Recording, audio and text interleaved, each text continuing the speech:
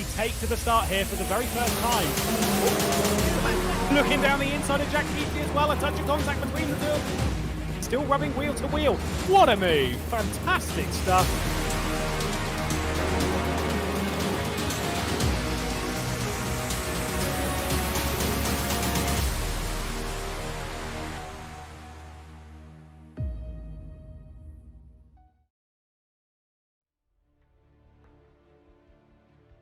How fitting it is then to return to a circuit where the series all started. 2 years ago, we opened the very first season of the CUPRA SimRacing Series here at the Nürburgring, and we return to it once again in 2021. This time, though, with 2 more thrilling races on the horizon and a championship fight left on the sharpest of knife edges. Just 4 more rounds to go to settle it, and all roads so far are leading to this being a thrilling and tight fight all the way down to the wire when it comes to the championship. There is, of course, only one way to find out, and that is getting onto the racetrack, and that is exactly what our drivers will be doing in a few moments' time. In the commentary booth, Lewis McGlade, Chris Buxton, once again to take you through round number 7 in the CUPRA SimRacing Series in 2021. What a season we're having! Absolutely. 6 rounds done, and look how close the points are. And this is with drop rounds taken into consideration. That's unreal. 30 points, and that's the top 6 covered, with only a few more back to Rakel as well. That is absolutely unreal. And even behind them, the gaps are so close still. There's so much to play for. They're going to be scrapping until the final lap of the final race. Yes, please, let's have some of this. Yeah, and across the season so far, we have fantastically only seen 2 drivers take 2 wins. Everyone else sat there just on a single. It's been so incredibly open. And returning to the circuit, it's actually the same top 3 that we saw last round when we were talking of the leaderboard coming into it. Alessandro Ottaviani, Pliska, and Gianmarco Fiduci all topping it. Florian Hasse, leader on the point standings, coming into it in 4th. A couple of drivers as well doing a little bit better than normal, we can say. Rasmus Salo, James Montgomery up there on the upper end of things when it comes to their pre-qualifying coming into this.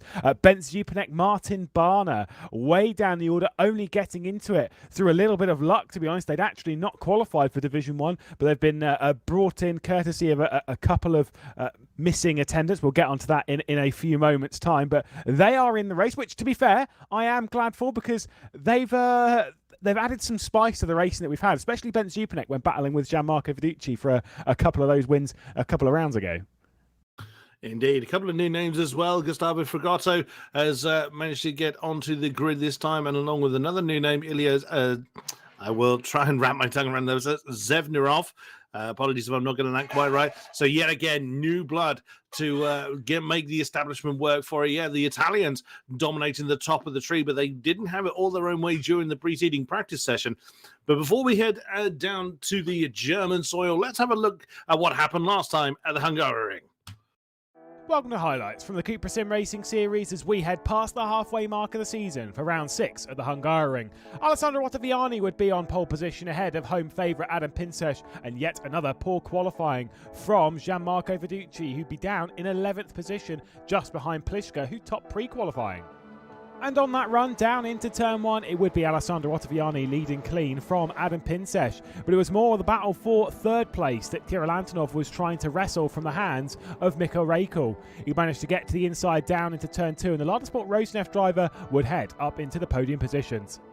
Another poor qualifying would leave Gianmarco Fiduci with all the work to do. Pliska first target and getting through down into turn 1 on the pre-qualifying top driver. A very hard effort indeed. His teammate, Juan Manuel Gomez, would make a move on Szoboszlai down at turn 2, would open the door for Fiduci to come through as well with a little bit of contact, and then Fiduci would get past his Argentinian teammate. At the lead, though, it was Alessandro Ottaviani leading from Pinsesh and Kirill Antonov comfortably, but with pressure all around. Pliska would be trying to defend from Juan Manuel Gomez, and Martin Barner would sweep through and pick up both places at turn 2, holding it down to the apex and moving up inside the top 10. Max Pfeiffer, after making some decent progress in the early stages, was being overtaken by Bent Zupanek, but then the fight behind would see Gianmarco Fiduci join the fray and be a part of the battle. Ottaviani, though, had been leading all the way through the race, dominant and never made a mistake, and crossing the line as the race victor ahead of Adam Pinsesh and Kirill Antonov. A brilliant win then from Ottaviani, but it was Fiduci's recovery drive up the order, once again overtaking, proving a skill he definitely has to get inside the top 10. Pliszka reversed on the pole. Pliszka had to nail the start to clear from Martin Barner down into turn 1, and that is exactly what happened. A decent launch, traction gained. Gianmarco Fiduci, the main attack man that they were concerned about, was under pressure from Max Pfeiffer out of turn 1 down into turn 2, and then he'd have to focus forward to pass Barner himself. Ben Zupanek cutting across the nose of Pfeiffer, losing out potentially even to Florian Hasse up to turn 4, but they'd all head back into single file. Adam Pinsesh on the attack after the podium earlier today. A little bit of contact and the door was not open on the rear of Markovic. Kirill Antonov, though, would be making some progress. McGlade was the first target for him, and around the exit of the S's section would dive it down the inside and pick up the place on the German, and it was Markovic that was a part of the mix, diving it all the way over to the white line on the run down into the third to last corner. A little bit of contact, and Rakel was trying to fire it through on the Russian. Back once more. Fiduci sensed that Pliszka was going to start pulling away, and so dived it to the inside of Barner. Barner wise to it, though, with an excellent cutback on that run out of turn 1 down into 2, would be able to hold the position. A lap later, though, and Fiduci would dive it to the inside with a bit of contact, would get through into second place. And then Kirill Antonov with this absolutely fantastic move out of chicane back to the inside of Pfeiffer, picking up the place through the S's section. We don't see it that often, but it was brilliant to see. Once again, still side by side, Fiduci and Barner up towards turn 4. It was tight between the two of them, and one of them had to yield. This time it had to be Fiduci. He'd go for the cutback, but wasn't able to make it stick. Speaking of cutbacks, here was Hasse's attempt to get back past Kirill Antonov. Would go back one way at 4, back the other way down into the chicane, and would make it stick going into the braking zone at 6 and 7. Over the curbs nicely, but ahead of the Russian. A perfect move from the German. In dominant fashion, though, Pliszka across the line to take his first victory in RaceRoom esports competition. Supreme dominance from the Italian on Hungarian soil. Barner just missing out, but keeping Gianmarco Fiduci at bay all the way through the race and potentially frustrating the Italian.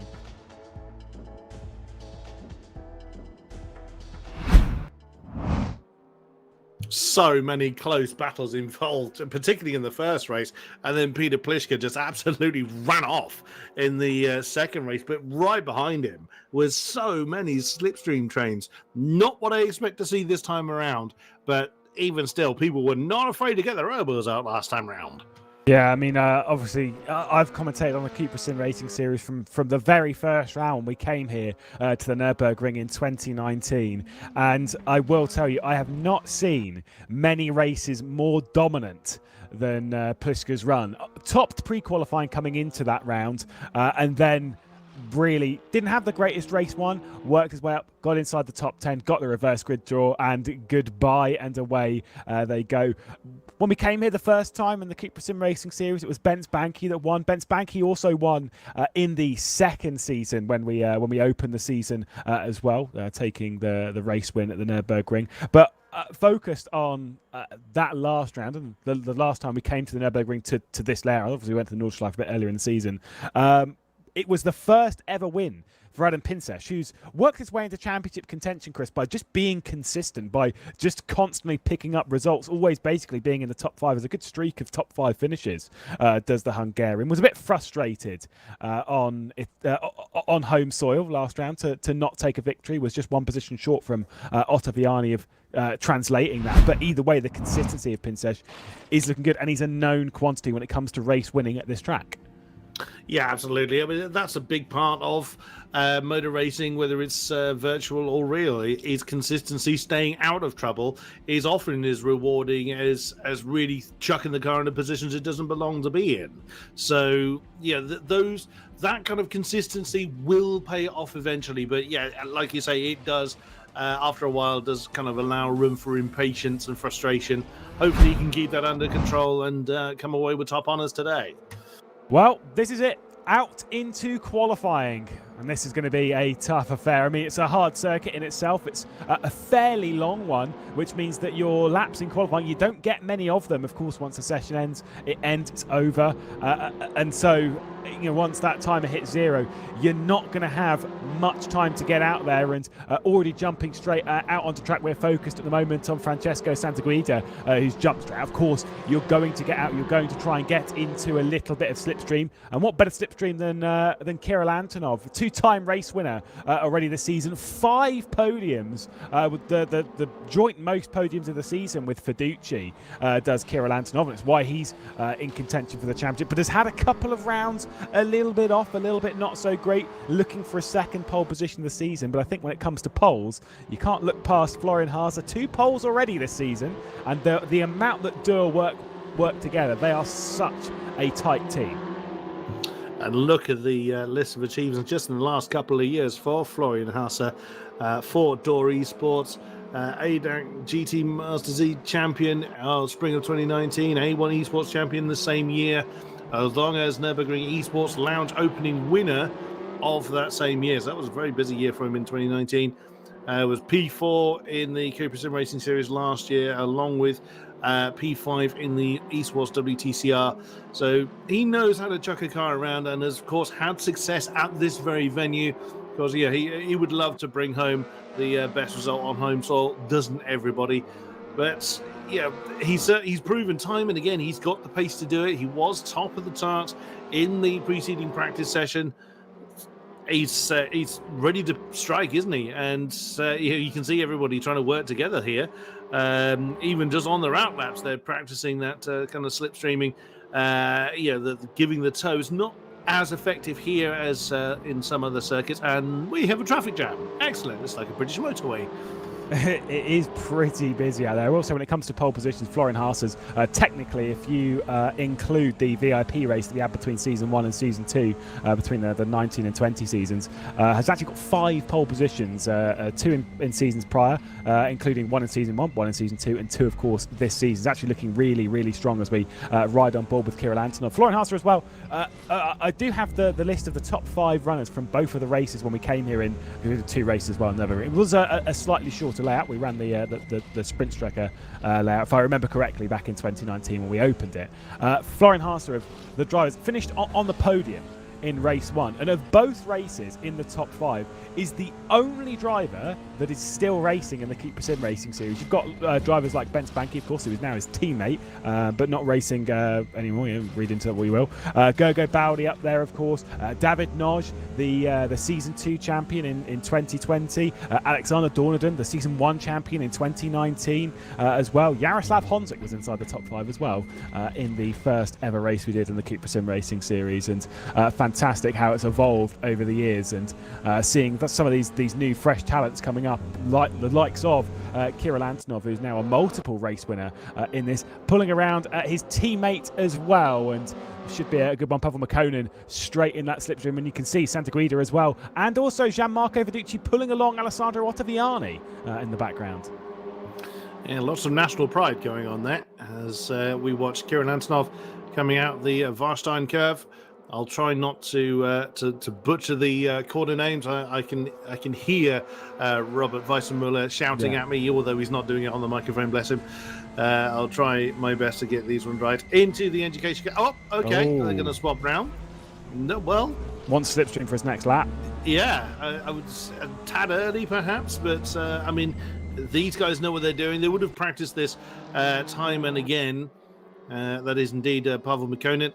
That is going to cross the line and start getting some times on the board. There we go, 204.558 for the lead Russian time.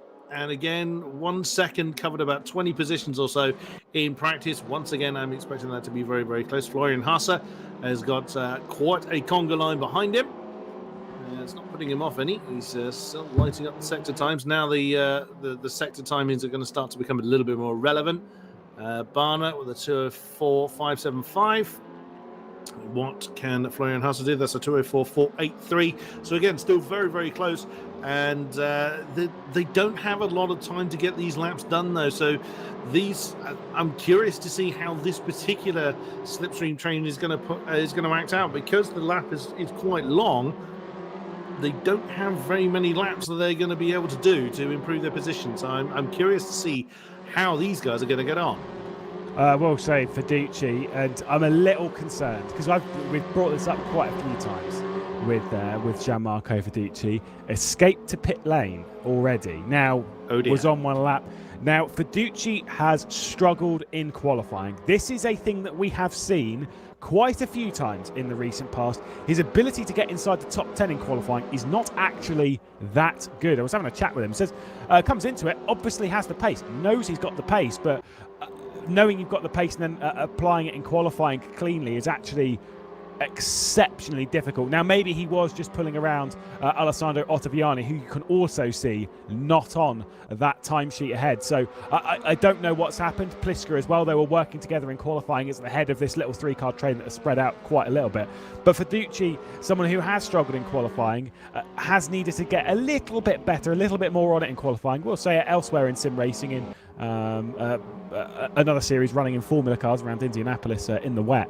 Did actually qualify very well up inside the top 10 and was running inside the top 5 in the race. So a little bit of a confidence boost there when it comes to qualifying in some of the hardest conditions that you can qualify in. A big, powerful open wheeler, wet weather conditions, it's extremely difficult.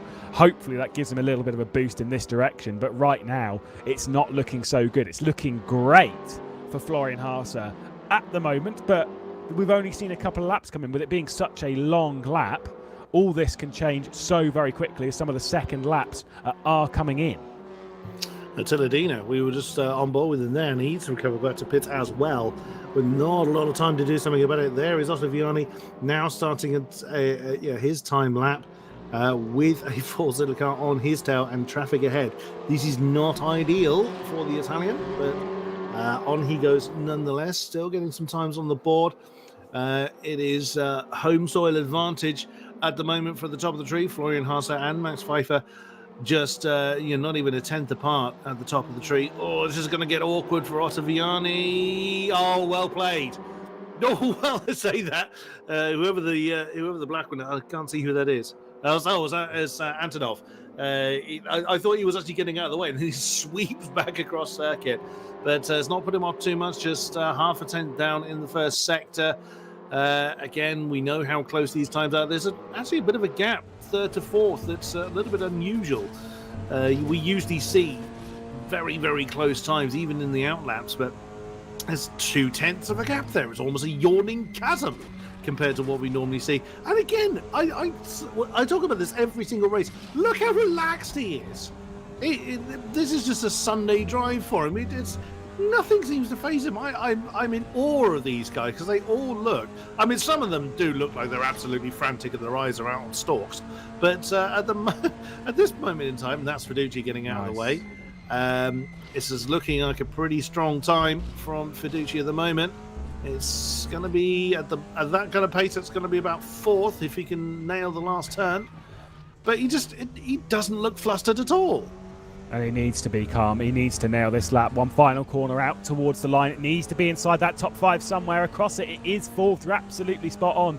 Did get out of the way, did Alessandro Ottaviani quite nicely, and now will be sat in the slipstream of Fiduci. But you've got to remember, if you look at the timer, this is it. They are starting already in this session their final laps because they will not have enough time to complete 2 laps. It's such a long lap around the Nurburgring. It's quite a complex and hard lap. It's quite an easy lap to get to the end of the session, end of the lap. You're on a perfect one. It's great. It's fantastic. I'm going to take a little bit of a risk through the chicane. I've got a cut track. That's it. Lap's gone. Yep. It's so easy to do that, and that's why this circuit is brutal in its nature. It's so overwhelmingly difficult. And look at this train. This is coming into their final laps. They've only really got 20 seconds to cross the line. Raikl, not with a time on the timesheet. And that's the last thing they need. They do not want to be in a train like this. Well, I mean, if the fastest guy is at the front of it, sure, but you know that the train is never that well sorted. This is the last thing you need. And yeah, there you go. We're talking about the Italians looking very relaxed. Raikl does not look chilled at all. You could see the tension on his face and trying to scratch his back or do something. I don't know. Maybe that's a way to kind of let the nerves go. Who knows? But it's weight transfer. yeah, really. That's.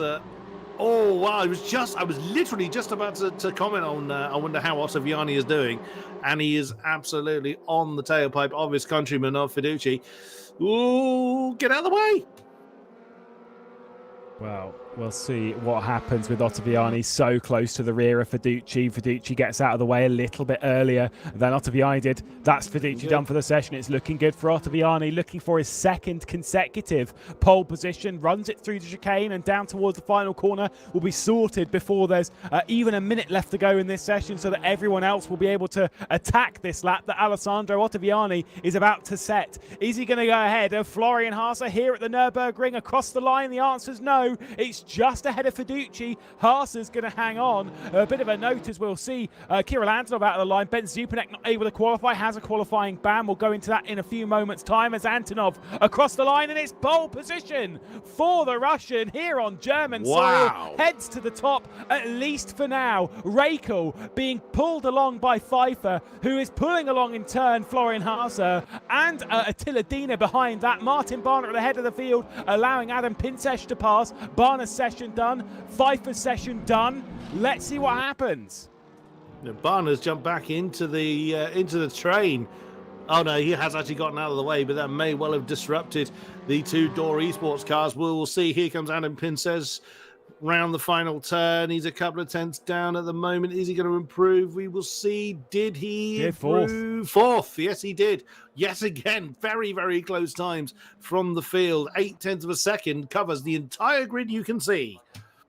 Such a tight grid. You're absolutely right. But Kirill Antonov, second pole position of the season, had one back in Silverstone. He's got Florian Hasse, Pfeiffer, Pinsesh to beat. We'll go straight into it. Race 1 coming up.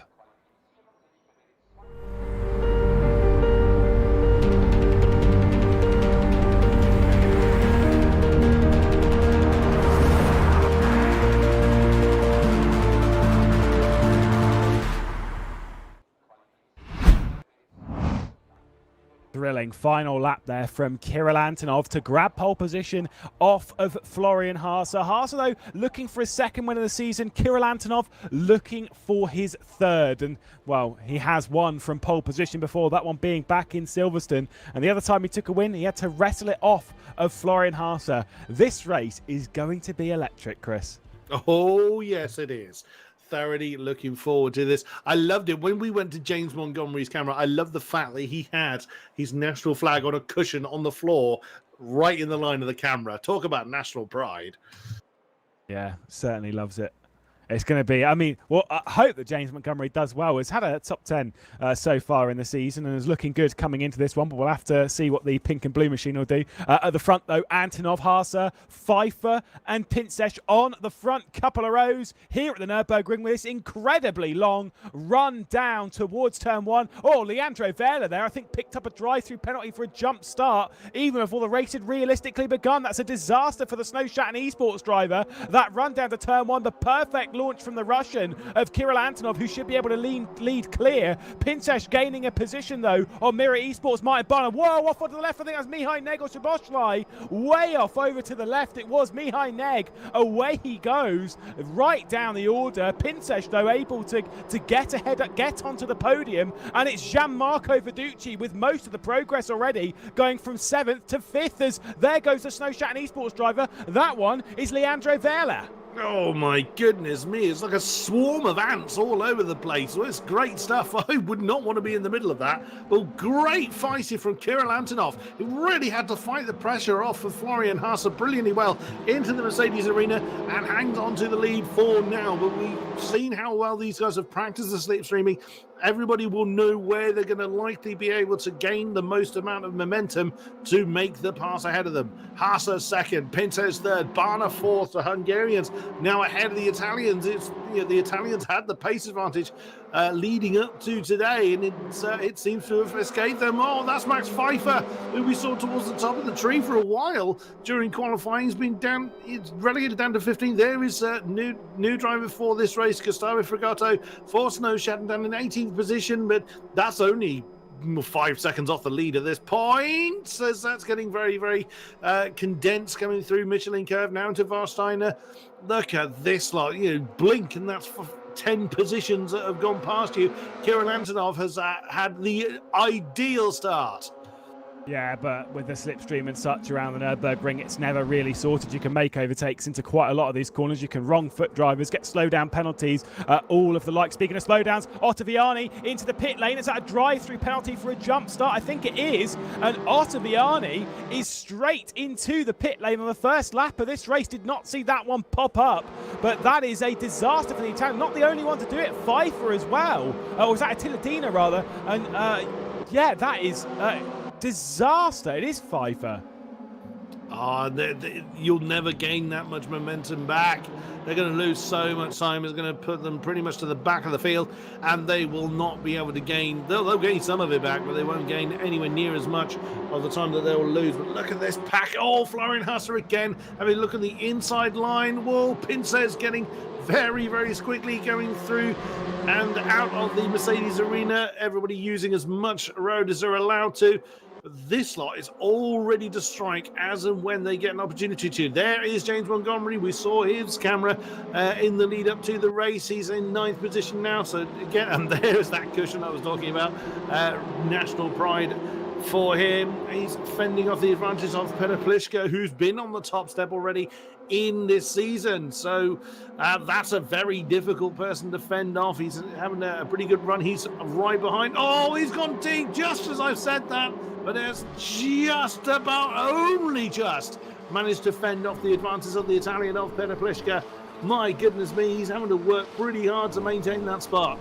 Well, Pliška, a race winner so far in the season. Raikkonen having 2 podiums so far in the season. And Montgomery, just with a top 10, is struggling here, although is holding his own quite nicely. Worked his way up from 14th on the grid, up inside the top 10, and is looking quite strong. The man from Jersey, and just hanging on for now. But let's be honest, this can all change quickly. But these positions are so important. This is prime real estate here. P9, P10. This is reversed onto the front row of the grid. It's why it's a disaster for Ottaviani in championship contention with that drive-through penalty. You're absolutely right. You're not going to gain that time back. Not realistically. Might gain a few positions back, but that's for the grid for race 2. There's no second qualifying session. There's no any of that. It's just straight into it with a top 10 reverse. And so for them, they've got a lot of work to do between 2 races, and it's not the easiest circuit to go on an overtaking charge. But let's see what Barna can do on his compatriot down the inside at turn 1. That is a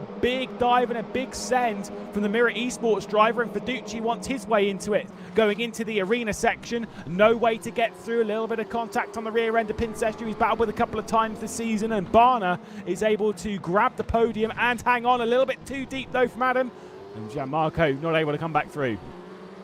Yeah, Pinces knew that one was done. Wasn't prepared to try and chop the nose of his countryman off, so he knew that move was complete, and through he went. He's now acting as rear gunner for Martin Barna, trying to keep Gianmarco Fiduci at bay. The Fordzilla car trying to you can see those alternate lines he's trying to take. The Italian trying to get past, or trying to upset the Hungarian party going on right ahead of him. And so far, he's not able to make any particular headway. Now coming through Dunlop curve, and just Antonov is soaking up all this pressure from Florian Hasse, still nailed to the back. About half a second separates Hasse and Barna now. Of course, Martin Barna has just taken that 3rd spot, as we saw. Ooh, getting a little bit squiggly coming through the Schumacher S's. They clout the apexes. In fairness to Ottaviani, Vela and Pfeiffer, who are the 3 that got caught out. Oh, as that's Petr Pliška trying to make a move on Montgomery. He's a little bit rough in doing so. Can he get it done? Not quite. And so Montgomery was a bit too kind there. He could have tried to run him out of road, but I mean, you can't really push these things. But he does just about defend that position, or has he? He left the inside line open. There's Raikkonen as well, trying to do something about it on the inside line for Pliška, and he has got that one done. Montgomery should have really defended the inside line. Easy for me to say in the commentary box, I grant you, but he did leave the door open a bit into the Vidal chicane, and that is 9th position for Petr Pliška. Well, we've spoken before about how the CUPRA SimRacing Series in 2021 has had 8 different winners across the season, waiting for the likes of Mikko Raikkonen who we're on board with at the moment, to take his first win. Rakel's been up there, has got a couple of podiums this season. Now he's going to dive to the inside and get inside the top 10. That's a big send. That's a big down move. The inside of James Montgomery, just makes that one stick. But you've also got the likes of Vermeulen, who's up in 8th position, did not go so well on home soil, was looking quite good, but did not nail it, realistically speaking, unfortunately so. But it is what it is. He's now in good spot. Fiduci has got through on Pinsesh, though, and up into 4th position, and the Italian is on a bit of a charge. I was going to say this with Fiduci, by the way, is that when it comes to his top 5s this season, on only one occasion this season, in the two race format, of course, one on the Nordschleife when we actually last came to this track earlier on the season, when we did the endurance race, the 60-minute race, in that battle with Jack Keithley. Unfortunately, the disconnection for Keithley. But Fiduci has only one top 5 in race 1, and that was at Silverstone. It was a podium, but only a single one. That was in the 3rd race of the season. We are quite a bit further away down the line, and it shows the struggles that Fiduci's had. He's always managed to get inside the top 10, but it's just those top 5s, they've eluded him in race 1. This is looking a bit better. It's looking a bit more promising from the Italian that we know is incredibly fast. Absolutely. That's where consistency has just not been his friend throughout the season. As we look at Gustavo Fregato on the back of that's a Tiladina that he is chasing, and that is definitely a face of concentration. What I was saying earlier with the 3 that got caught out with the jump start, it is because the pace difference is so tight, and this track is. It lends itself to a little bit more overtaking than the likes of the Hungarian we saw last time out. But because it's so closely fought, as that one shot really highlights, that's pretty much almost the entire field in that one camera shot. So you're wanting to get every opportunity. You want to get off the line with minimal amount of time lost, and sadly, a few people just got that one a little bit wrong. And it's not like they're new to racing. I mean, how many times have we seen Ottaviani, in any kind of racing, no matter where it is? We have lost one, unfortunately. Sevnerov, sadly, not still running. There he is. That's a shame. So, not sure what happened to him. But his race has come to an end. There is Antonov still fending off the advances of Hasse, who at the moment is just kind of sitting there content. Although I would think with now Martin Barner's really closed in on the back of the German, I would imagine Florian Hasse may well feel the need to get on with it now. Well, Hasse is on a decent streak of top 5s at the moment. Has been in the top 5 in four of the previous 4 races, and then if you go back even further than that, it's been in the top 5 so many times this season. It's actually an interesting point to note, because we were just discussing there from broadcast director Rob Wiesenmüller about instant limits, and Zevnierov is down to instant limits now. Sounds crazy. That is quite extremely fast. We'll go with that. But in Division 2 a bit earlier, we were having a little bit of a nosy in at that, and they were picking up. They were all very, very close to the instant limit in race 2, and the instant limit here is 40. It's back to the standard 40 that we're used to. So obviously, one off track is a single instant point, and contact is 4. So you can pick it up quite quickly with brushes, bangs, etc. It's why we try and encourage clean racing, as it's a non-contact sport. But here, speaking of which, you can get off tracks out of the arena section, coming through the chicane, etc. etc. There are a lot of places to pick up off tracks. It's why we see that being quite high, and I think obviously the Ukrainian driver just going a little bit too far, as realistically was Lucas Verla there on the rear of Pavel Makonnen, and just a little bit too tight. And Lucas Verla is one who, from memory, has breached that limit a few times this season, as has Pavel Makonnen. But right now, just going to battle it out wheel to wheel, not able to make it go around the outside, was the Brazilian. And Vermeulen sat on the rear end, is thinking, oh God, can I get by? Can I squeeze past you here? Vermeulen was one that missed out, by the way, on the reverse grid draw at Aragon. The draw, it's 10, but missed out on that. Finished 11th in race 1 at Aragon after a late race pass from Ben Schiepenek, and I'm sure that was very, very painful. We're desperate not to have that once more. Yeah, absolutely. As we continue to watch the there's essentially 2 trains. You've got that lead one, which is that 3-car one there, You could argue that it's 5 cars long with Fiduci and Pintes right there ready, but then you've got that gap to the next 5, all battling for their respective spots. Now, we've seen this before. We've seen it pretty much every race, haven't we? Where the trains are formed, they settle down for a while, and then in the last kind of 5 minutes is when it all goes a bit mad. But this lap being a bit longer, I would think we're probably going to see the action a little bit earlier than we have done in some other races. We've got a replay. That's the move for third going on in the bottom right. And there you can see Pintes didn't fight it. Partly probably because it was Barner and it's his countryman, but also he knew the move was done. There was no point trying to shut the door. Barner made his intent very, very early. The thing is, though, is that you can't really afford to do that too often. I know that Pintes' consistency so far this season has actually been very, very good. But realistically, you just can't afford that.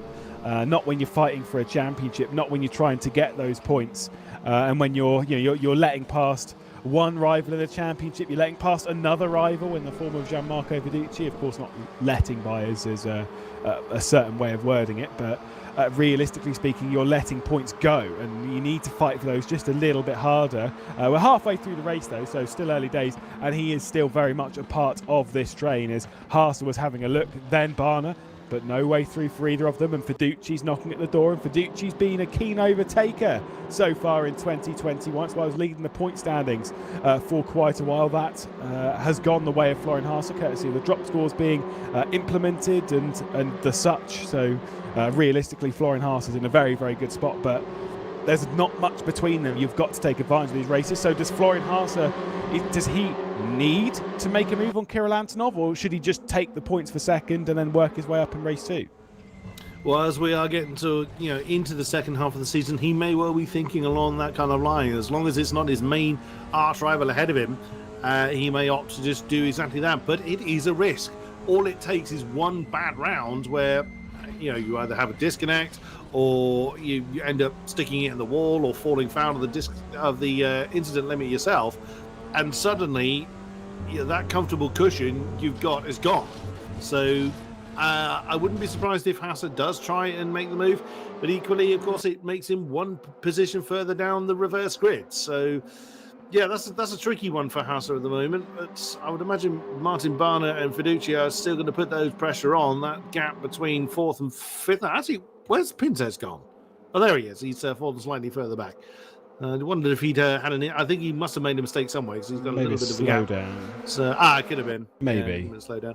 Either way, it's fallen a little bit off. Not that he can't close that back down, of course, but this pack is so condensed. He just, as when one goes through a move, I think is when the rest of them are going to really start to fidget. And there you go, look. So Florian Hasse, I mean, that was just reminding Antonov he's still there. But then Barner did exactly the same thing, exactly what I was just talking about. When one goes through a move, another one is going to go for it. Is Barner going to make a move? He's certainly close enough to have a crack at, Fiduci, beg your pardon. Going to try and get that third base. Oh, now Barner saw that coming. Oh, that was close. That's Fiduci alongside. Oh, did he tap the back of Hasse? I don't think he did quite. That was so close.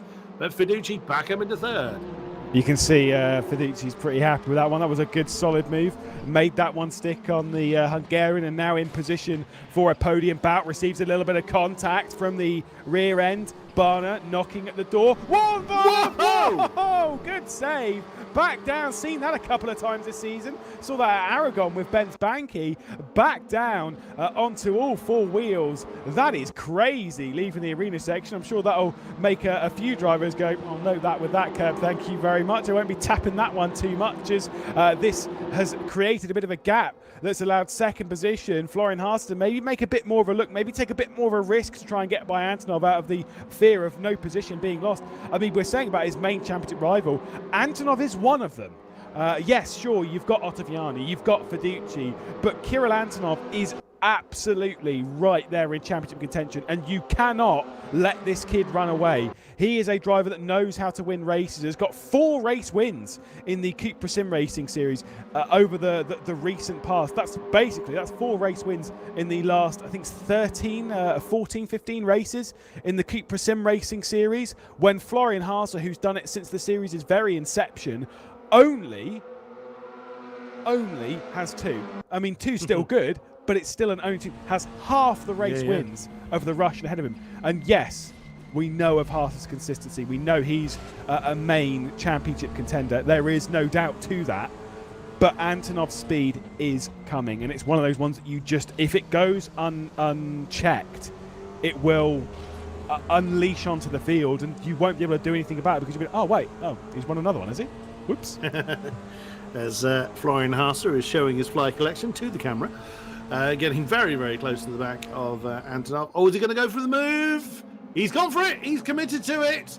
But can he make it stick? Yep, he runs Antonov out of road, and that's going to possibly bring Fiduci back into the mixture. There we go. So Hasse has timed it to try and prevent the counter-attack. But yeah, exactly as you say, we know how quick Antonov is. He's not going to let that one go. So that's a common nudging spot there, isn't it, on that turn 3 coming out of the Mercedes arena. There's the two-wheeled apex that bit Martin Barner earlier on.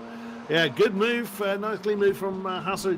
Yeah, as I say, did run Antonov a little bit out of road, which is absolutely fine. Oh, big move for Fiduci. You don't expect that down to the Ford curve. He's committed to it side by side. Both of them banging doors on the way down to the Dunlop curve. Now, the Ford Zilla car is going to have a bit of an advantage if he can get alongside. No, not quite. Or has he? Whoa, he had to really chuck that one in. Antonov is going to be down to 3rd. In 6 corners. My goodness me, Fiduci was determined to make that. Yeah, he's smiling. Yeah, he was happy with that. I mean, he had to really get his elbows out for that one. He's too deep. Oh, it was a little bit too deep there into Schumacher. That's a little bit dangerous. I mean, you say he was happy. I'm not sure he was actually happy at the bit of contact with Antonov there. It seemed like it was a bit of a shake of the head. Well, I mean, he was probably happy with the move that he made more than the contact afterwards. But yeah, it was more referring to the actual overtake itself. That caught me completely by surprise. I was not expecting that, and that was probably the point.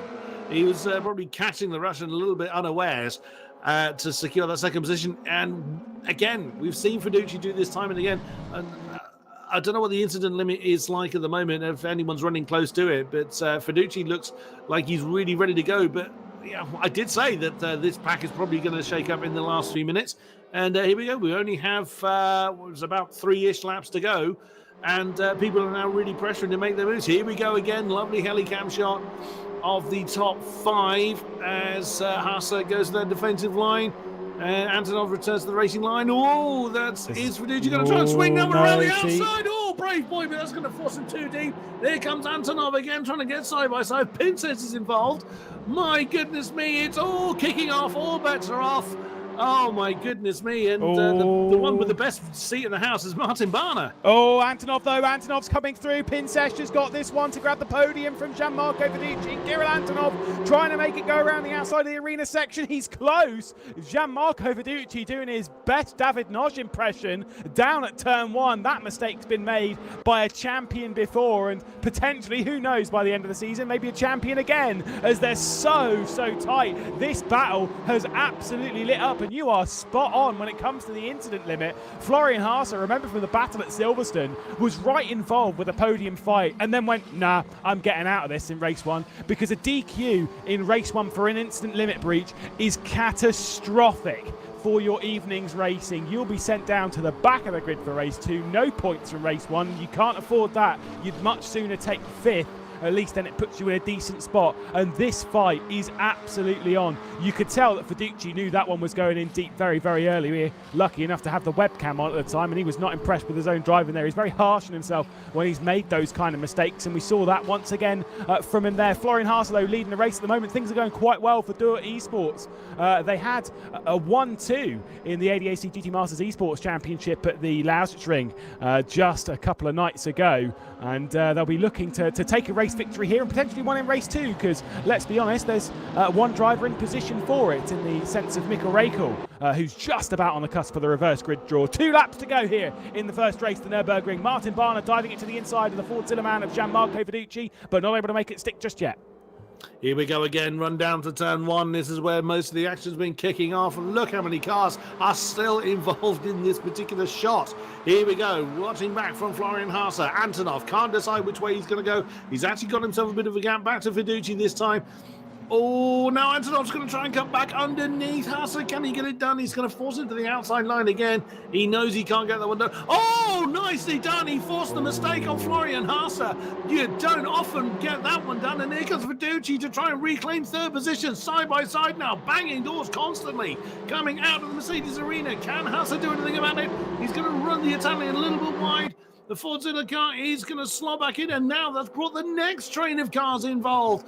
Oh my goodness me, Hasse has had to really fight hard for second, and now that half a second gap is it was Antonov's for a couple of corners at least. My word. I'm not sure if Antonov opened the door himself with a little bit of contact on Florian Hasse, and I'm pretty sure from looking at it very quickly again, I think that might well have been the case. We'll have to take a look another time as this battle is heating up, and it is getting a bit bigger, by the way, because Pavel Makonen's dragged the train of Lucas Verla, Vermeulen, Pliska, Rakel as well. To be fair, even Montgomery, this train has returned, and it is essentially, yes, there's a little bit of an air gap there, but in a sense, it's 11 cars for the race lead. Not sure how that one's going to play out over the final lap. There are little gaps appearing. Gianmarco Fiduci is close to Hasse and might well make a move into NGK, but what's he going to do? Through Van Bogen, just caught the slipstream at the wrong time there, making contact and applying a little bit of bump drafting on that run down into the tight chicane. Looking good to sort of take another race victory as Antonov right now. That he is, as we're going to be coming around to start the final lap of race one here at the Nürburgring through that final turn. This is when Antonov needs to deploy every defensive measure he can, as he's got a lot of people right behind him. There's a lot of headlights that want to get involved in that lead. He stayed on the racing line this time. Is anyone going to make a big, bold move? There goes Hasse again. Is he going to try and commit to it? No, he thinks better of that one. So, first corner at least belongs to Antonov, but there's a lot of pressure he still has to stoke up before the checkered flag falls. And it is not a long run around this circuit. Whilst it is a long lap, there's not many opportunities to actually fire one in. Antonov is leading at the moment. Florian Hasse is there, sat in the background, waiting for any form of mistake, for any form of opportunity on the Lada Sport Rosenef. Fiduci also waiting, and I don't know how many instant points Fiduci's realistically got left, though. Can he take a gamble? That's the thing, isn't it? So, you know, we won't know that. We don't have access to that information. So, slow down. No, a big defensive move there. I wondered if that was a slowdown as well. So, Fiduci what's he going to do? He's not really. Is he going to be able to successfully string that one around the outside of Dunlop? And indeed he doesn't. But that's backed Hasse off of Antonov. That's not what the Door Esports car would have wanted.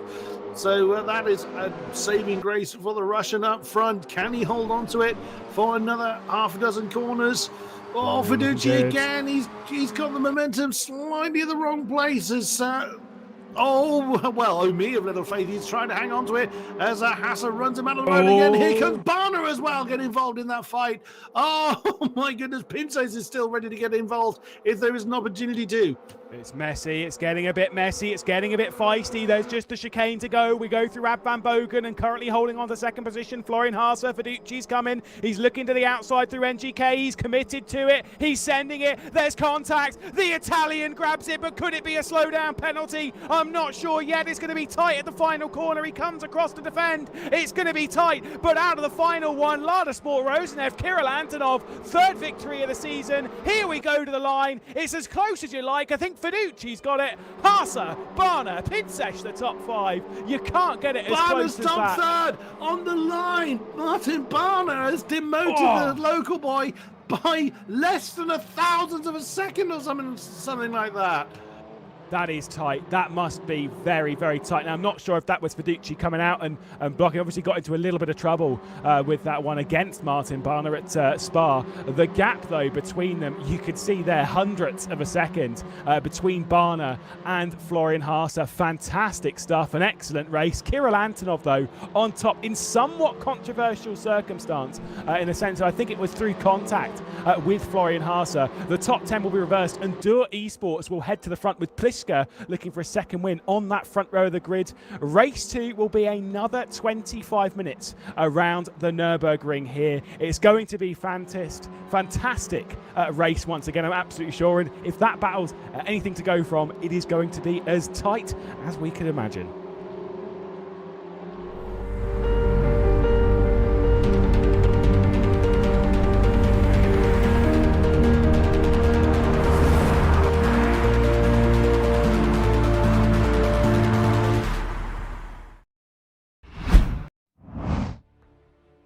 Well.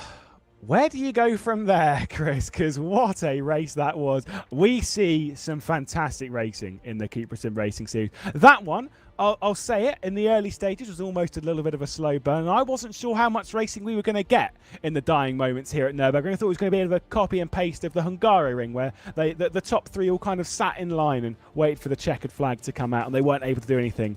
Far from it. Nürburgring is why we started the championship here back in 2019. It is a fantastic racetrack for these kind of cars. Completely. It's not difficult to see why this is one of the best circuits in the world. I've always been a fan of the Nürburgring.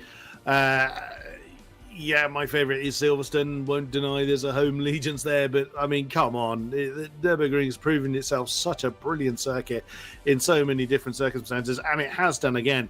What a race we've just seen. I did think we would see action around about where we saw it, with the top five in particular, just all jostling for that position. But at the moment, at least, the top honour is going to the Russian. I think that nudge on the tail of Florian Hasse is going to be looked at. We will see what the stewards have to say about that one post-event.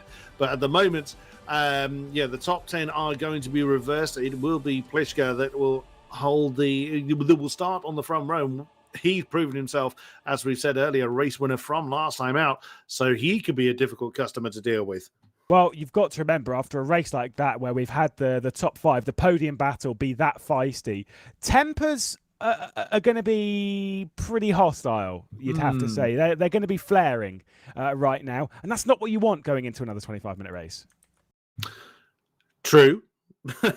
Especially with top 10 reverse scores, there are going to be some cars out of position, so there's going to be opportunities for people to, shall we say, express their frustrations. But these guys, they're familiar with each other. They've obviously been racing in this series alone for several months. They've crossed swords on many a circuit and on many a sim for numerous other races. They know what to expect, so let's hope they can keep that under control when we get some more awesome racing in.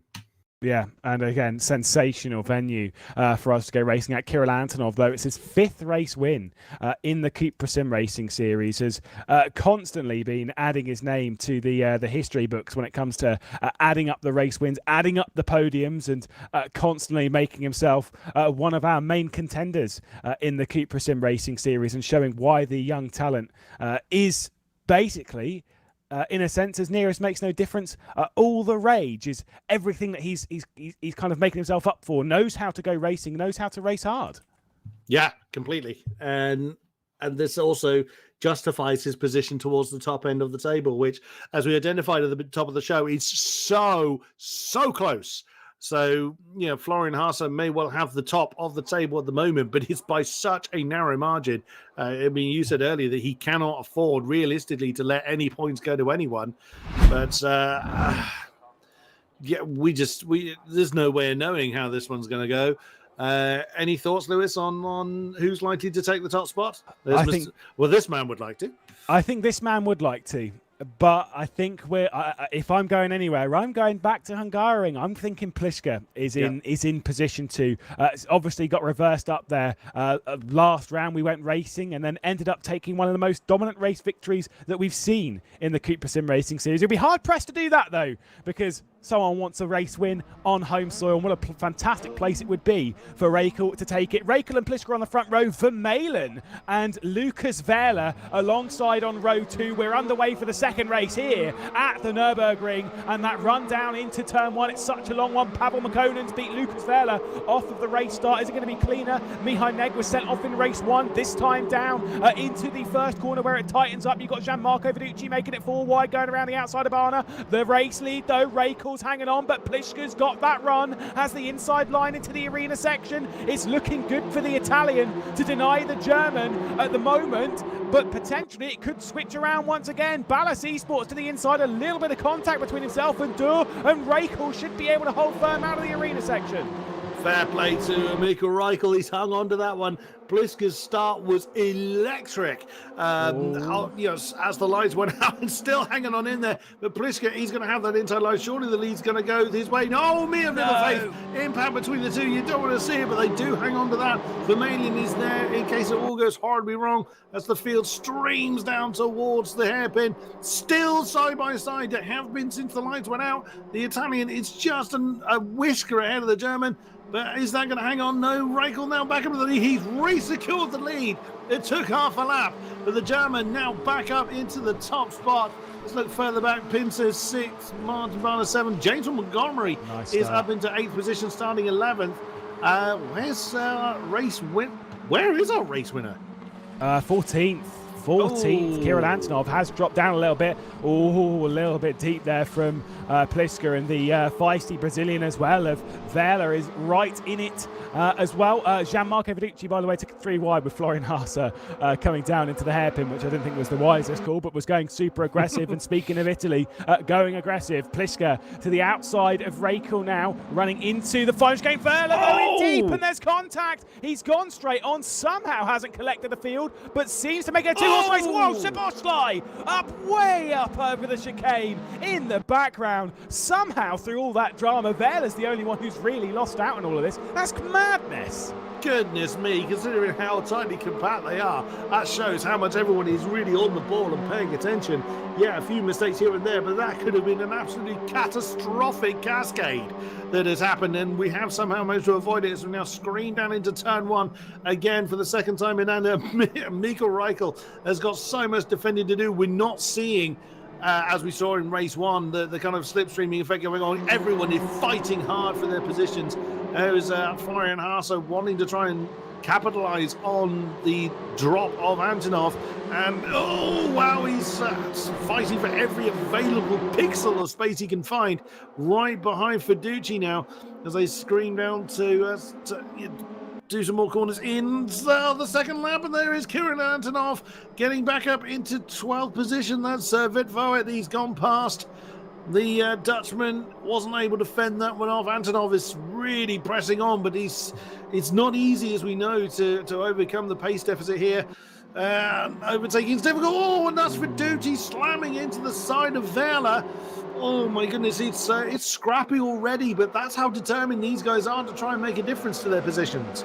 There's going to be a couple of DQs from this race when it comes to preaching instant limits. I'm absolutely sure of that. Saw as well in the background, Antonov was up on 2 wheels going through the Michael Schumacher S, as there goes back to the inside. Florian Hasse making a dive, potentially. It was Fiduci around the outside of Lucas Wehrle. By the way, we do have a retirement for the race. That was Kielman. Oh, look at that dive from Hasse, making that one stick, going on to the back straight, and coming through as well is Montgomery. I don't think he'll be too happy with that, the Italian. You can see him just dropping back a couple of positions. Did so much work to make up a couple of spaces, and has lost all of it back down to the back end of the 10.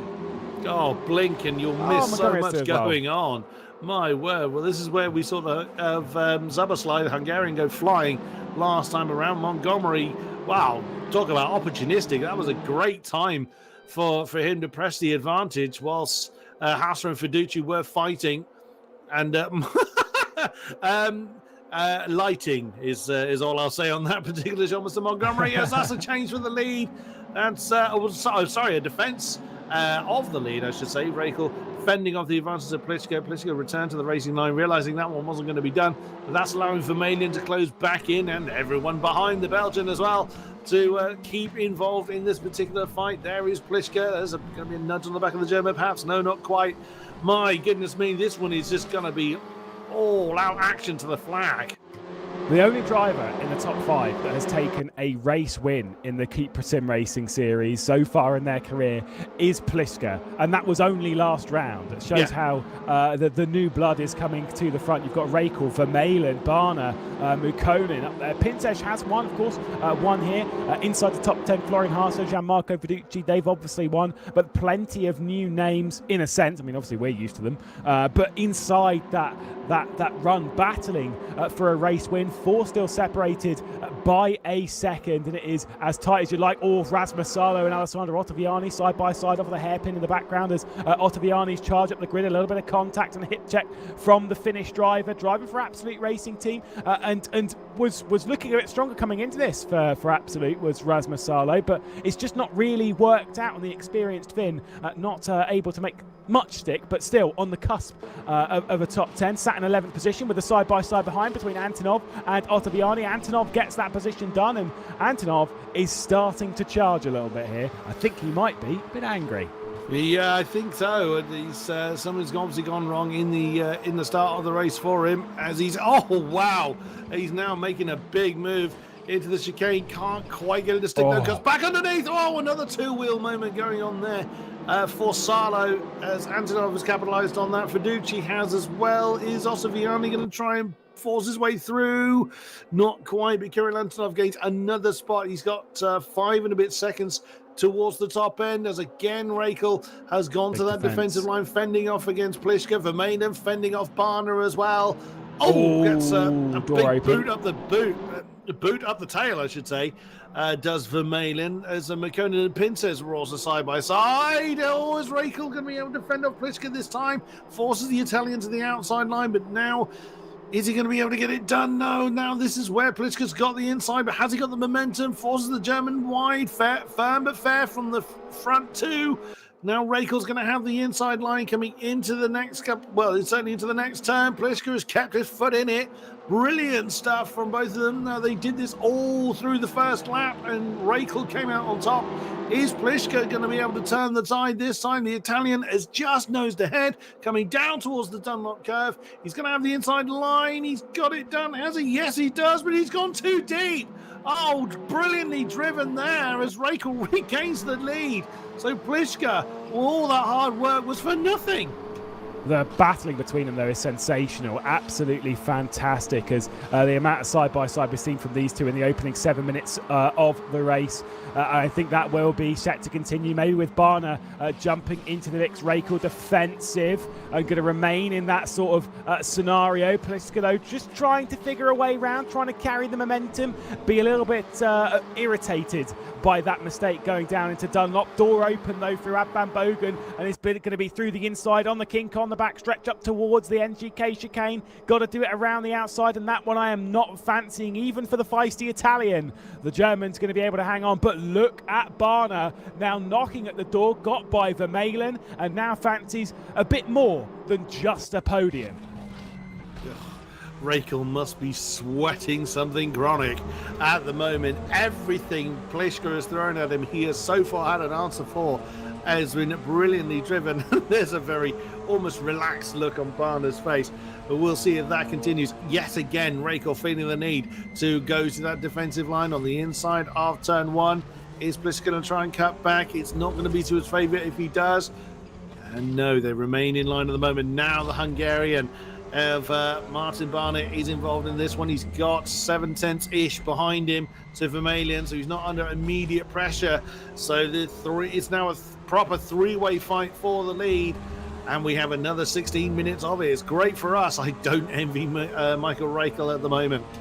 Zevnierov, by the way, is out of the race, so a second retirement alongside Kielman, unfortunately. Bit of a shame, but is what it is, as I believe there's a bit of side-by-side just outside of the top 10, and there is some even a bit further down than that, as Gustavo Frigotto is getting into it with Bent Zupanek as the switch to positions. It's more so down, I believe, to the connection, obviously, the Brazilian coming in from the other side of the planet, and fantastic to see Frigotto joining us. Frigotto's one that not raced with, but I remember broadcasting on about 6-7 years ago in the legendary Top Step Racing League V8 Supercars Championship, which was fantastic, by the way, and was racing for Snow Shatton back then, and continuing to do so, of course, has gone on to many bigger and better things when it comes to stock car racing over in Brazil. Fantastic to see names rising up through the ranks like that, and Fragotto joining us here tonight and seeming to get right involved with it. Speaking of right involved with it, here comes Barna. Now, Barna was denied a race victory last round out of the Hungarian on home soil. That one, though, was against Pliska. Obviously, at the moment, wants to get through, wants to grab second position and then maybe set his sights on Rakel. But right now, Barna is looking fast and feisty. Somewhat. Oh my goodness me! Oh, looks like I was going to say it looks like a side by side. We've had nothing but side by sides in this race all race long. There is Montgomery just put back down to 10th position. The entire snake is just following in the tyre tracks of Mikael Reichel at the moment. No moves going on, so now we may well see people settle into a rhythm, just staying where they are. Oh, that's a misbreaking point. If ever I saw one from Lucas Verla, big slam into the side of, who did he hit? That was McConan.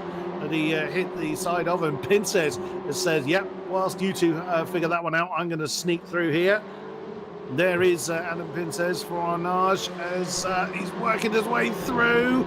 As McConan, as Hasse involved in there, along with Lucas Verla and Fiduci. In that particular squabble, there is Hasse in 7th. That's a tree. And what's he going to be able to do? Goodness me, it's just impossible to know where to look. It's been so incredibly tight all the way through this race, as it was in race 1, and it's been incredible. It's a hard track to pass at, as Montgomery and Fiduci going side by side. Fiduci going to back out of that, and now he has to defend from Kirill Antonov, who's also knocking at the door. It's been hard to pass, right? That's one of the things that we've known about the Nürburgring. It is a hard track to pass. It's not impossible. Of course, we saw plenty of that in race 1. Once you're into the rhythm of it, you can start making moves. You can start ticking off positions.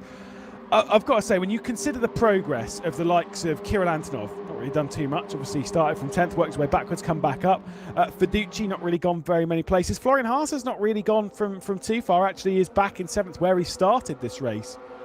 But Martin Barna started the race from 8th and has gone up into 3rd. Had a podium in race 1, looks to have a podium potentially in race 2, potentially even more than that. The Hungarian clearly loves this circuit.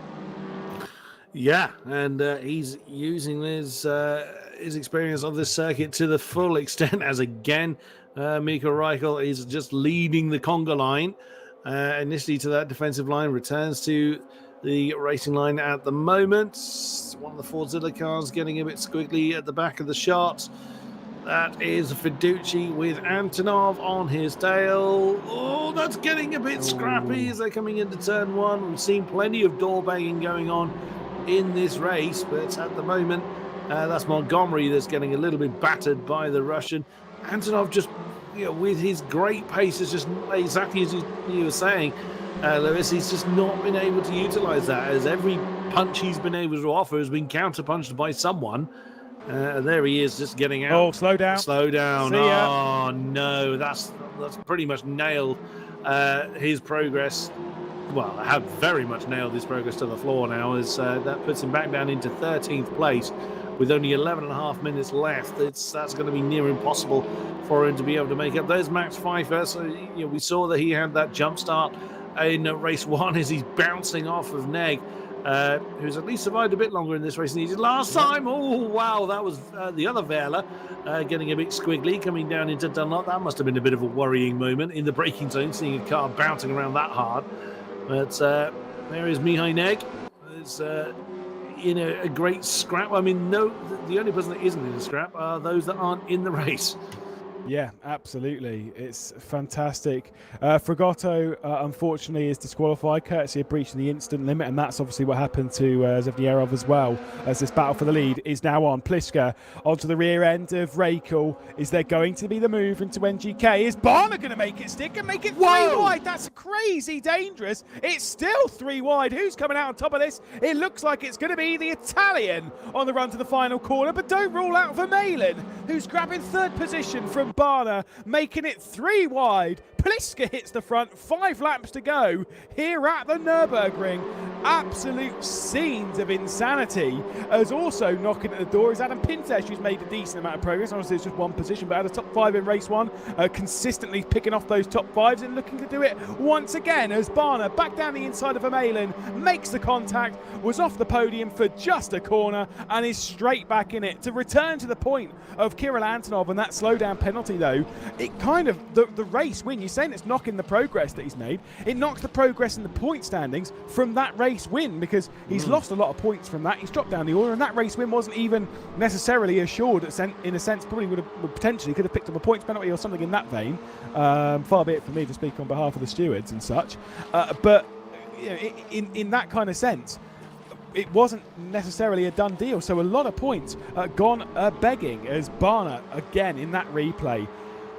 I get it. I get having a look. I get having a send. But 3 wide into NGK does not work. I think he missed his braking point by a very, very, very fraction, because he had to take that so tight. He didn't brake early enough. So that was my assumption. Or he just had a moment of madness and decided to throw it in there. Because he made the apex, in fairness, but I think he was just slightly too late on the brakes. Either way, we had no major spins or flying cars, which I'm equally impressed about.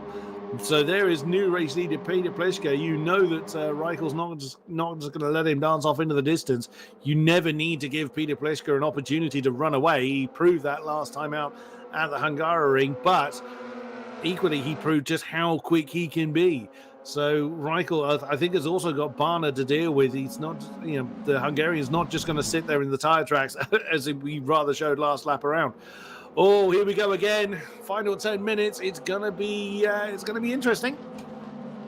Interesting is a way of putting it. It is going to be feisty. That is what we know. As Barner, that Pintesh was a little bit wider, tight rather, coming off of the hairpin. I think maybe eyeing up a potential attack as he's got by Vermeulen. Vermeulen, I think, might have had a slowdown penalty because he's dropped down a little bit there. As Barner now again figuring his way through, doesn't have too many options at the moment. McConan defending from Hasse. Fiduci also going into a tight battle with Verla for 8th position as they're all chopping and changing with the direction change of the race circuit. It's just so difficult to make passes around this circuit. But it's not only that, but if you're in a train, when you've tried making a pass and it doesn't work, 9 times out of 10, the guy that sat behind you is like, I'll take that, thank you. And then they'll come through on you. So if you're going for it, you've got to go for it, and you have to make it stick. Top 11 involved in this train. Ottaviani! Ottaviani on Montgomery. My word. There's Antonov off the back of this train following that slowdown he had a few laps ago. But Ottaviani, again, I reckon that was a missed braking point. Or he's just got fed up, stuck behind the pink and blue car of James Montgomery. I would imagine that was a slight late move on the brakes because that looked very, very sudden from the Italian. But he has made it work. Again, Montgomery was alert enough to not make that a very big tangled mess. But Reichel still on the back of Pliska. There's still got Barner for company. Oh, this could still go anywhere. I think Barner is going to want to make a move. He looks a bit fidgety as they head towards NGK once again. Advent Bogan. How's this one going to go?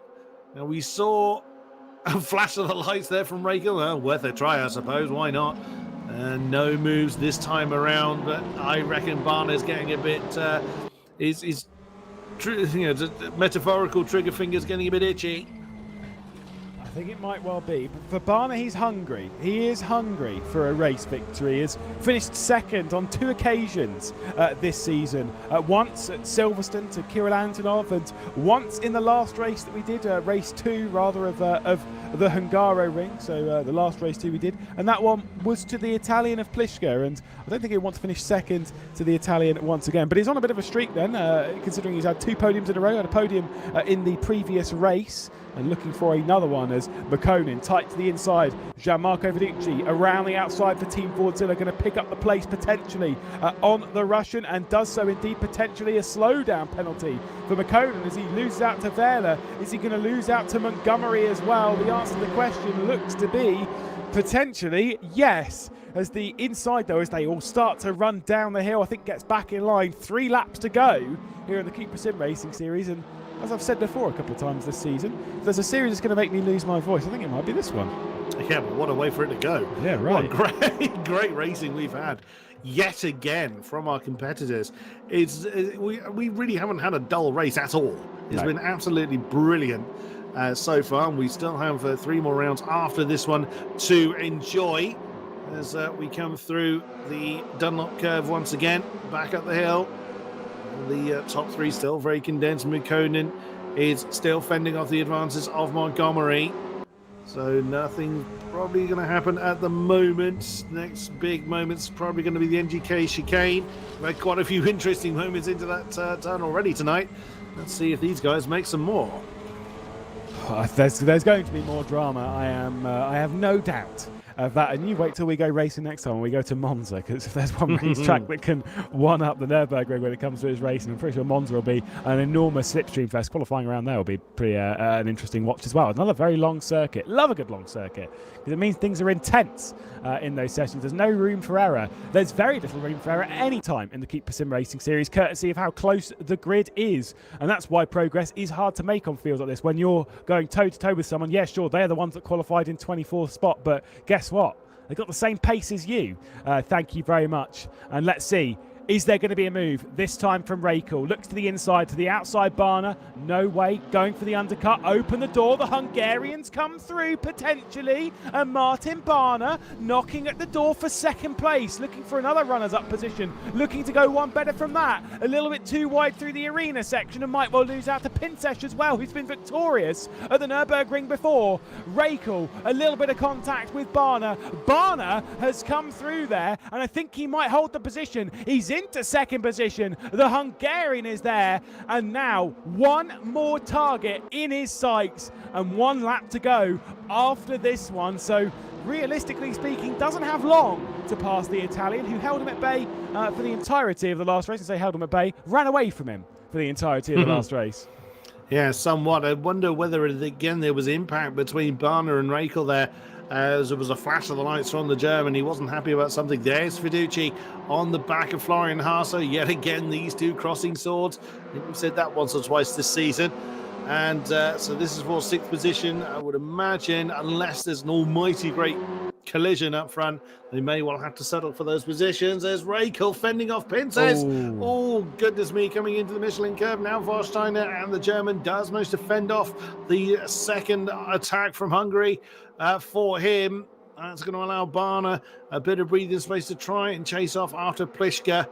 Yeah, like you say, there's not a lot of time for him to make that move. Here comes Pinsesh. Can he draw alongside Mikkel Rakel for Mainlands there as well, in case it all goes wrong? He can't draw alongside. That's very deep. Slams into the back of Alan Pinsesh, but they do manage to survive it at the moment. Hasse and Fiduci were side by side there, and Fiduci's been pushed off, and maybe Vela will come back through at the final corner. The Brazilian getting a bit feisty here. There was a little bit of contact between Hasse and Fiduci. Wasn't quite sure. 1 lap to go. Pliszka's hanging on, and Barna, who I will remind you wasn't even necessarily meant to be here this evening, didn't qualify for Split 1. He's only in Split 1 courtesy of a driver not making it, and of a driver getting a bit of a penalty, shall we say, in the form of Juan Manuel Gomez, Fiduci's teammate. Barna was the final driver to enter, the 24th and last driver onto the grid, looking not only for 2 podiums here at the Nürburgring, but potentially even a little bit more. What a story that is. 100%. And other than some, fairly robust door banging, it's been on merit. He's not just inherited things; he has actually made his own progress as well. Has Marcin Barner a brilliant drive, but a great gap that Pliska has built up for himself at the crucial time as well. So we could well be seeing Pliska fending off the advances of Barner again, as we've had another. Mukonen has now fallen foul on the incident limit. So that's 5 drivers I think we've lost. Yeah. 4, 5. No, it is 5. Yeah, of course, because Salo, Fragotto, Zvnierov, and Kielman as well. Now, this is it. Podium position. Pintesh wants it. At the moment, Raikkonen has it.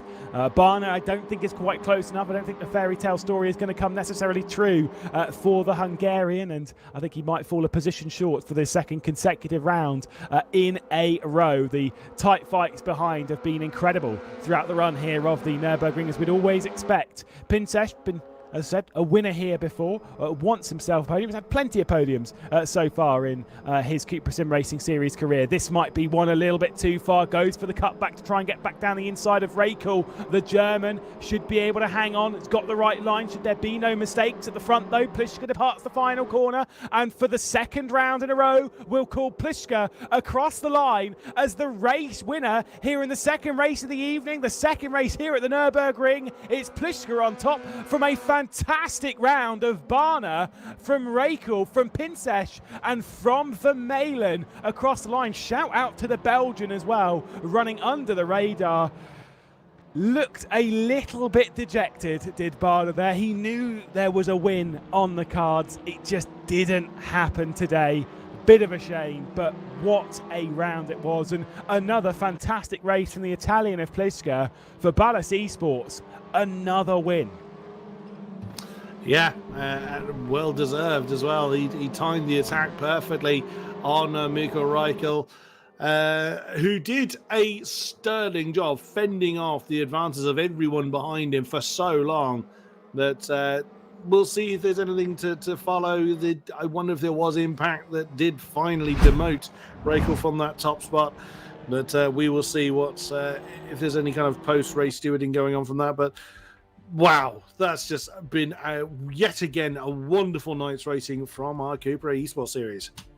And it will continue as well, because we are certainly not done yet. We've got plenty of racing still on the horizon. We've still got to go to Monza. That'll be at the end of September, a little bit of a break here before we return for the 8th round of the series, before heading to the Bilsterberg, and then, of course, ending the season on the legendary streets of Macau. And what a round that'll be. I mean, but let's focus on Monza. Monza's a track that we've had before in the CUPRA SimRacing Series. We had it back in the first season when we ran it was an endurance race. We ran a 60-minute race. I think we had a 60-minute race there as well last season from memory. It's a racetrack that I remember a tight fight that came down to slow down penalties back in season 1, and it was this incredible fight. Baldi had the first slow down penalty, and then shortly afterwards Dornadon got one, then Banky got one, but because they all got them in that order, because Baldi was the first one to get it, he actually jumped everyone and took the race lead and the race victory as well, and took the championship down to the final round. And it's been such a crazy season like that we could see very much the same thing in 2021. I dare say. You always wonder at the beginning of any season whether the championship is going to be decided early or is going to go down to the wire. But there's so many different winners that it's just impossible to call at the moment. But my goodness me. So Monza, very much looking forward to that one. Bilsterberg, I think, it's going to be slightly less familiar to some drivers than others, but Macau is such a difficult circuit. You make a mistake there and you are into the wall. So there's so much still to look forward to from our final 3 rounds. Yeah, the standings were quite close coming into it. I'm pretty sure they'll be close leaving it as well. We'll rejoin you in a few weeks' time when we return to Monza. Until then, though, thank you very much for joining us. I've been Lewis McGlade. We've had Chris Buxton alongside Rob Wiesenmüller on cameras as well. Until next time, bye-bye.